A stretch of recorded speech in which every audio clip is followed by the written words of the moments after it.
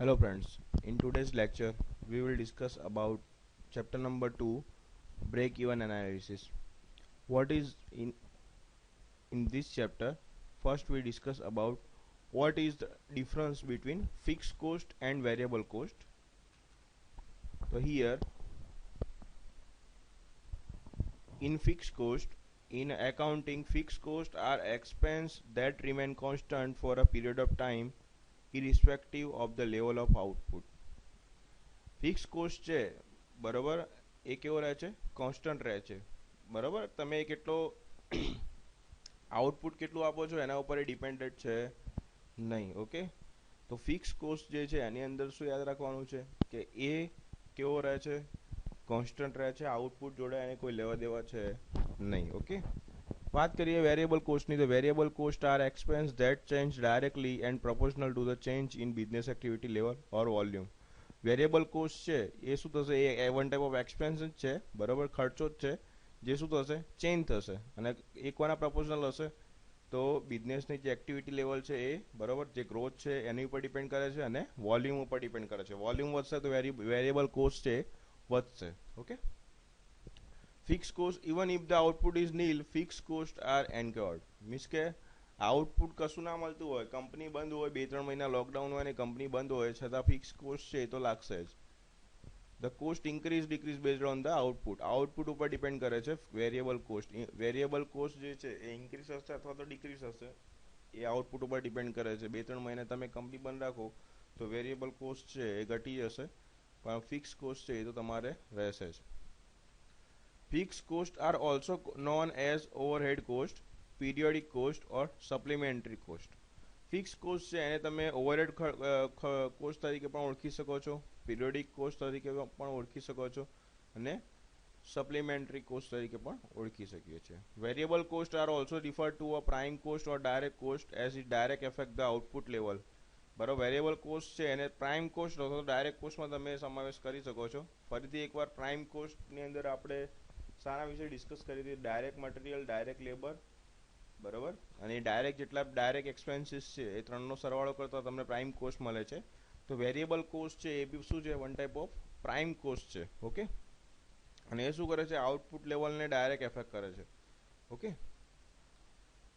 Fix કોસ્ટની આપણે વાત કરીએ તો ટાઈમ રિલેટેડ છે they remain constant for a period of time related છે અને એ છે ટાઈમ સાથે ચેન્જ થતો નથી કોન્સ્ટન્ટ રહે છે okay period of time long time સુધી એ કેવો રહેશે કોન્સ્ટન્ટ રહેશે જ્યારે વેરિયેબલ કોસ્ટ છે વોલ્યુમ રિલેટેડ છે જે પ્રમાણે વોલ્યુમ અને આઉટપુટ લેવલ ચેન્જ થશે એ પ્રમાણે બદલાતો રહેશે બરોબર depreciation interest paid on capital rent salary property tax અને ઇન્સ્યોરન્સ પ્રીમિયમ જે છે આ બધા જ કેવા છે ફિક્સ કોસ્ટ છે ઓકે ડિપ્રિસિએશન મીન્સ કે ઘસારો પછી કોઈ બી કેપિટલ હોય એનો વ્યાજ બરોબર રેન્ટ બરોબર સેલરી પ્રોપર્ટી ટેક્સ આપો છો અને ઇન્સ્યોરન્સ પ્રીમિયમ આ બધું શામાં આવશે ફિક્સ કોસ્ટમાં આવશે વેરિયેબલ કોસ્ટની વાત કરીએ તો commission on sales credit card fees wage of part time staff જે છે ઇન્ડસ્ટ્રીમાં એની વેલ્યુ છે એ જે એની ક્વોન્ટિટી છે એમાં જે પ્રમાણે કામ આવે એ પ્રમાણે વધઘટ થઈ જાય બરોબર પછી કે સેલ્સ ડિપાર્ટમેન્ટ સેલ કરે છે એનું કમિશન જેટલું વધારે સેલિંગ કરશે એટલું કમિશન જે છે એ કેવું મળશે વધારે મળશે બરોબર તો આ બધી વસ્તુ જે છે એ શું છે વધઘટ થઈ જશે તો એને આપણે વેરિયેબલ કોસ્ટમાં લઈએ છીએ why it is important to distinguish between fix cost and variable cost આપણે શા માટે અલગ કરવા પડે તો અહીંયા જો small business owner it is a vital to track and understand how the various cost change with the change in the volume and output તો કોઈ બી નાનો બિઝનેસમેન હોય નાનો ઓનર હોય તો એને કન્ટિન્યુઅસલી વોચ રાખવી પડે છે કે જે કોસ્ટિંગ છે એ કઈ રીતે વોલ્યુમ અને આઉટપુટ લેવલ સાથે ચેન્જ થાય છે બરોબર the break down of this expense determine the price level of the service and assist in many other aspect of the other business strategy બરાબર તો આ જે એક્સપેન્સ તમે કાઢો છો એની ઉપરથી તમને શું કરવું પડશે બરાબર તો કોઈ બી પ્રોડક્ટની પ્રાઇસ કેટલી સેટ કરવી અથવા તો કોઈ બી પ્રોડક્ટની કેટલી પ્રાઇસમાં એને સેલ કરવું અને પ્રોફિટનું માર્જિન જે છે એ ખબર પડશે બરાબર ને બીજી ઓવરઓલ જે બિઝનેસની સ્ટ્રેટેજી છે એના વિશે પણ તમને માહિતી મળશે this cost are also the primary ingredient to various costing method employ by business anchoring job ordering costing, activity base costing અને પ્રોસેસ કોસ્ટિંગ. તો આ જે છે કોસ્ટિંગ, આ ફિક્સ કોસ્ટ અને વેરિયેબલ કોસ્ટનું તમે અલગ કરશો એ શું થશે, તો બીજી બધી અલગ બીજી મેથડ જે છે જે કઈ છે કોસ્ટિંગની મેથડ છે એની અંદર પણ યુઝફુલ થશે, જેમ કે જોબ ઓર્ડર કોસ્ટિંગ છે, એક્ટિવિટી બેઝ કોસ્ટિંગ અને પ્રોસેસ કોસ્ટિંગની અંદર પણ યુઝફુલ થશે. તો હવે વાત કરીએ આપણે બ્રેક ઇવન એનાલિસિસની, જે ચેપ્ટરનું નામ જ છે break even analysis. Okay, a decision making ad that enable a manager to determine whether a particular volume of sales will result in loss or profit. Break even analysis કોને કહેવાય? તો break even analysis એટલે તમને ખબર પડે as a manager કે તમે જે પર્ટિક્યુલર વોલ્યુમ તૈયાર કર્યું છે સેલ માટે, બરાબર, એનાથી તમને પ્રોફિટ થશે કે લોસ થશે. This theory behind the break even analysis. Okay, તો એ બ્રેક ઇવન એનાલિસિસની થિયરી છે, made up of 4 basic concept, 4 basic કોન્સેપ્ટના ઉપર બનેલી છે. ફર્સ્ટ વન છે ફિક્સ કોસ્ટ, બરાબર, cost that do not change, આપણે પહેલાં બી જોઈ ગયા, રેન્ટ ને એ બધું હતું જે ફિક્સ કોસ્ટની અંદર આવતું હતું. એના પછી છે વેરિયેબલ કોસ્ટ, બરાબર, એ શું થશે, તો જે પ્રમાણે સેલ્સ વધશે એ પ્રમાણે વેરિયેબલ કોસ્ટ શું થશે, વધશે. Okay, revenue, the total income receive, revenue એટલે તમને જે ટોટલ ઇન્કમ, તમે કોઈ બી પ્રોડક્ટનું સેલિંગ કરો છો તો એનાથી તમને જે ટોટલ ઇન્કમ મળે છે એને આપણે કહીએ છીએ રિવેન્યુ. અને પ્રોફિટ, બરાબર, the money you have after subtracting fix and variable cost from revenue, બરાબર. રિવેન્યુ એટલે ટોટલ ઇન્કમ. ધારો કે એક પ્રોડક્ટ છે પતંજલિની કોલગેટ છે અને પતંજલિની કોલગેટ છે તમને 70 રૂપિયામાં પડે છે, બરાબર, તો તમે એને સેલ કરશો તો તમને 70 રૂપિયા મળે છે, પણ એ 70 તમે પ્રોફિટ ના કહી શકો, બરાબર. એમાંથી એનો મટીરિયલનો ખર્ચો છે, ફિક્સ કોસ્ટ અને વેરિયેબલ કોસ્ટ બધું બાદ કરતાં તમને જે મળે એ તમને શું કહીશો, પ્રોફિટ કહો છો. તો પ્રોફિટ કોને કહેવાય, તો the money you have after subtracting fixed and variable cost from revenue, રિવેન્યુમાંથી તમે ફિક્સ અને વેરિયેબલ કોસ્ટને રિમૂવ કરશો એના પછી તમને પ્રોફિટ મળશે. હવે વાત કરીએ આપણે બ્રેક ઇવન એનાલિસિસને.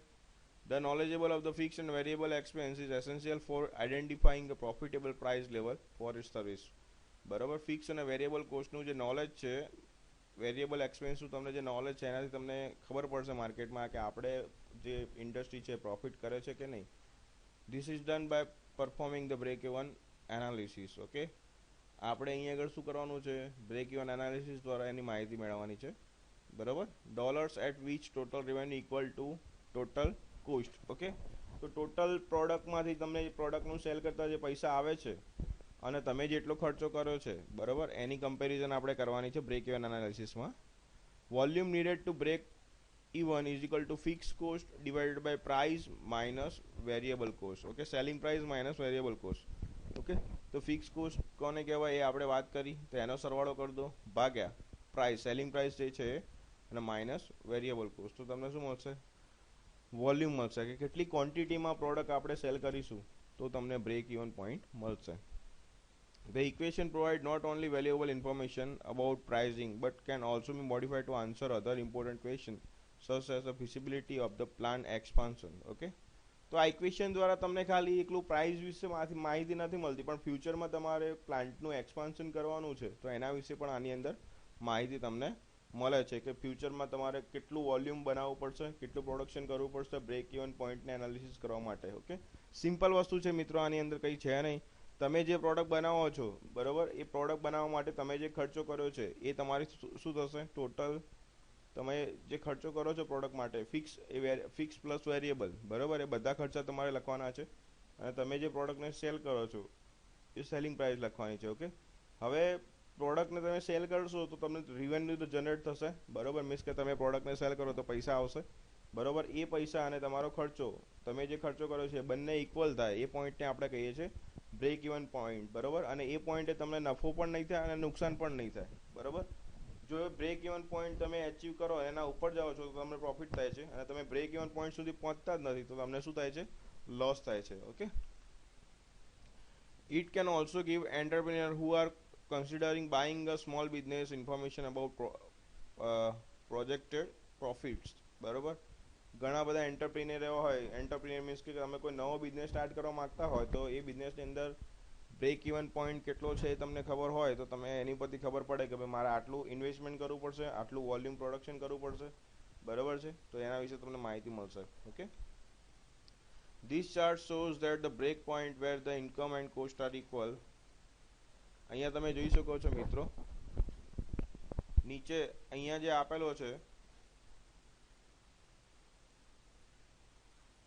અહીંયા તમને જે આપેલું છે આ જે નીચે એ શું છે? ફિક્સ કોસ્ટ છે, બરાબર. અહીંયા જો આઉટપુટ નીલ હશે તો પણ આ ફિક્સ કોસ્ટ જે છે એ લાગશે, બરાબર. એ જ રીતે અહીંયા આગળ ઇન્કમ છે, તો આ તમને જે ઇન્કમ રિવેન્યુ જનરેટ થાય છે, બરાબર. જેમ જેમ તમે સેલ કરતા જશો, એમ આઉટપુટની ઇન્કમ છે એ તમને જનરેટ થતી જશે. તો તમે આ જે ગ્રાફ જોઈ શકો છો એ ઇન્કમ પ્રમાણે બતાવે છે, બરાબર. અને બીજું તમને આ જે મળે છે આ ગ્રાફ, બરાબર, એ શાનો છે? વેરિયેબલ કોસ્ટનો છે. તો વેરિયેબલ કોસ્ટ અને ઇન્કમનો ગ્રાફ જ્યાં આગળ અહીંયા ટચ કરે છે, બરાબર, ત્યાં આગળ તમને મળે છે break even point. Break even point સુધી તમને પ્રોફિટ, અહીંયા આ પોઈન્ટે તમને no profit no loss point પણ આપણે કહી શકીએ છીએ, બરાબર. કેમ કે જો એનાથી નીચે જશો તો લોસ થશે અને એનાથી ઉપર જશો તો પ્રોફિટ થશે. ઓકે, તો આની ઉપરથી ઘણી બધી માહિતી તમને મળી શકે છે, બરાબર. તો આ પોઈન્ટે આવશો એટલે તમને ક્વોન્ટિટી મળશે, એટલી ક્વોન્ટિટી તમારે સેલ કરવું જ પડે, બરાબર. એનાથી વધારે સેલ કરશો તો તમને પ્રોફિટ થશે અને એનાથી ઓછું તમે સેલ કરશો તો તમને લોસ થશે. ઓકે, નેક્સ્ટ જોઈએ, if V rearrange the where the break even is x, then the formula look like this: x is equal to f minus p, f divided by p minus v. This formula says that the break even point is where the number of sales need to make the cost equal to the revenue. Okay, number of selling ને જે quantity છે અને revenue cost બંને equal થાય તો એને આપણે કહીએ છીએ બ્રેક ઇવન પોઈન્ટ. કયા કયા યુઝ છે બ્રેક ઇવન પોઈન્ટના? Helpful in deciding the minimum quantity of sales, બરાબર. ઓછામાં ઓછી ક્વોન્ટિટી કેટલી સેલ કરવી પડશે એ નક્કી કરવા માટે હેલ્પફુલ છે. પ્રોફિટ કરવા માટે, પ્રોફિટ તમારે કરવો હોય તો ઓછામાં ઓછી કેટલી ક્વોન્ટિટી જે છે એ સેલ કરવી પડશે એના માટે યુઝફુલ છે. Helpful in the determine of tender price, બરાબર. ગવર્મેન્ટના ટેન્ડર ભરાતા હોય અને એની તમારે પ્રાઇસ નક્કી કરવી હોય કે ભાઈ આટલું ટેન્ડર, આટલી પ્રાઇસ સુધીમાં મારે ટેન્ડર ભરવાનું છે, બરાબર. એનાથી ઓછું હું ભરીશ તો મને નુકસાન જશે, બરાબર. અને એનાથી બહુ વધારે પૈસા હું ખર્ચો લખી દઈશ તો શું થશે? મને ટેન્ડર મળશે નહીં. તો ટેન્ડર પ્રાઇસ નક્કી કરવા માટે પણ બ્રેક ઇવન પોઈન્ટ છે કેવો છે? યુઝફુલ છે. Helpful in examining effect upon organisations profitability. ઓર્ગેનાઇઝેશનની જે પ્રોફિટ છે, બરાબર, એ પ્રોફિટને નક્કી કરવા માટે પણ બ્રેક ઇવન એનાલિસિસ છે હેલ્પફુલ છે. Helpful in deciding about the substitutional of new plant, બરાબર. તમારે કોઈ નવો પ્લાન્ટ બનાવો છે, બરાબર, તો એના વિશે માહિતી મેળવવી હોય તો એના માટે પણ યુઝફુલ છે. Helpful in sales price and quantity, બરાબર. સેલ્સ પ્રાઇસ જે છે એ નક્કી કરવા માટે અને ક્વોન્ટિટી નક્કી કરવા માટે પણ યુઝફુલ છે. Helpful in determine marginal cost, પ્રોફિટનું માર્જિન છે એ નક્કી કરવા માટે પણ હેલ્પફુલ છે, બરાબર. કયા કયા એજમ્પશન આપણે કરીએ છીએ બ્રેક ઇવન એનાલિસિસમાં? તો the total cost may be classified in fixed and variable cost. It ignores semi variable cost. આપણે જે બી કોસ્ટિંગ છે એ ફિક્સ અને વેરિયેબલ કોસ્ટમાં આપણે ડિવાઈડ કરીએ છીએ, બરાબર. આની અંદર આપણે સેમી વેરિયેબલ કોસ્ટ છે અને કન્સિડર કરતા છીએ નહીં. The cost and revenue function remain linear, બરાબર. કોસ્ટ અને રિવેન્યુનું ફંક્શન છે એ લિનિયર જ આપણે લઈએ છીએ. ગ્રાફની અંદર કોઈ પણ આ રેખા છે એ કર્વ કેવી નથી, બધી સ્ટ્રેટ જ હતી, લિનિયર જ હતી, બરાબર. એટલે કોસ્ટ અને રિવેન્યુનું જે ફંક્શન છે એ આપણે કેવું લઈએ છીએ? લિનિયર લઈએ છીએ, પણ વાસ્તવિક કન્ડિશનમાં એવું હોતું છે નહીં. The price of the product is assume to be constant. પ્રોડક્ટની જે પ્રાઇસ છે એ આપણે કેવી વિચારીએ છીએ? કોન્સ્ટન્ટ વિચારીએ છીએ. The volume of sales and volume of production are equal, બરાબર. વોલ્યુમ ઓફ સેલ્સ અને વોલ્યુમ ઓફ પ્રોડક્શન એ બંને કેવું હશે? ઇક્વલ હશે. જેટલું બનાવ્યું છે એટલું બધું સેલ થઈ જાય છે, પણ એકચ્યુઅલ કન્ડિશનમાં એવું પોસિબલ છે નહીં. The fix cost remain constant over the volume under consideration. Fix cost એટલે ધારો કે રેન્ટ છે તો રેન્ટ જે છે એ પણ એમાં બી ઇન્ક્રીમેન્ટ થઈ શકે છે. 2-3 મહિનાનો 2-3 વર્ષનો કરાર કર્યો હોય તો આપણે એ શોર્ટ ટાઈમ માટે જ ફિક્સ એવું વિચારી શકીએ. ઓકે, લોંગ ટાઈમે તો શું થાય, એમાં આપણે પછી ઇમ્પ્રુવમેન્ટ કરવું જ પડે છે. It assume constant rate of increase in variable cost. Variable કોસ્ટમાં જે વધારો થાય છે કેવો છે, કોન્સ્ટન્ટ આપણે એઝ્યુમ કરીએ છીએ આમાં. It assume constant technology and no improvement in labour efficiency. Okay, આમાં આપણે કોન્સ્ટન્ટ ટેકનોલોજીના અંદર પણ આપણે કોઈ ઇમ્પ્રુવમેન્ટ નથી કરતા એવું આપણે વિચારીએ છીએ, અને લેબરની જે એફિશિયન્સી છે એમાં પણ કોઈ ઇમ્પ્રુવમેન્ટ નહીં થાય એવું આપણે વિચારીએ છીએ. The price of the product is assume to be constant. પ્રોડક્ટની જે પ્રાઇસ છે એ પણ આપણે કોન્સ્ટન્ટ એઝ્યુમ કરીએ છીએ. The factor price remain unalter. બરાબર, જે પ્રાઇસ ફેક્ટર પ્રાઇસ એ કેવી રહેશે, અનઅલ્ટર, ચેન્જ થતી નથી એવું વિચારીએ છીએ. Change in input price are ruled out. બરાબર, ઇનપુટ પ્રાઇસમાં થતો ચેન્જ છે એને પણ આપણે કન્સિડર આમાં કરતા છીએ નહીં. In this case of multi product film the product mix is stable. Okay, તો ફ્રેન્ડ્સ હવે વધુ આપણે નેક્સ્ટ લેક્ચરની અંદર ડિસ્કસ કરીશું. Thank you.